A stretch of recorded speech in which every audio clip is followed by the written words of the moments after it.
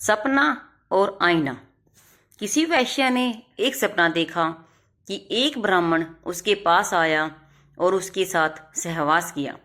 सुबह आंख खुलने पर उसने अपने नौकरों को उस ब्राह्मण का हुलिया बताया और उससे उसकी सेवा का दाम सुनने को कहा। नौकरों ने ब्राह्मण को रास्ते पर जा पकड़ा और उसे सारी बात समझाकर दाम चुकाने को कहा। ब्राह्मण को काटो तो खून नहीं, उसने कहा कि वह इसके बारे में कुछ नहीं जानता।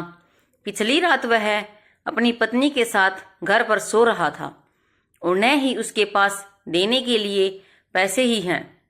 पर वैसे के नौकरों ने उसका पिंड नहीं छोड़ा।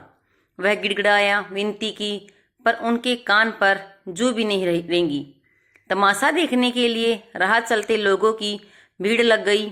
राजा को इसकी सूचना मिली तो उसने वैश्य और ब्राह्मण को दरबार में तलब किया। वैश्य ने कहा, मेरे ग्राहक को मेरी सेवा का मोल चुकाना पड़ता है। कल रात यह आदमी मेरे सपने में आया और सुख भोगा। इसने मेरे साथ क्या क्या किया मैं आपको बता नहीं सकती। उसकी कीमत तो इसे चुकानी ही होगी। राजा ने कहा, ठीक है, तुम्हें तुम्हारी कीमत मिलेगी, पर उसके लिए तुम्हें थोड़ा इंतजार करना पड़ेगा। राजा ने गली में एक खंबा गाड़ने का आदेश दिया।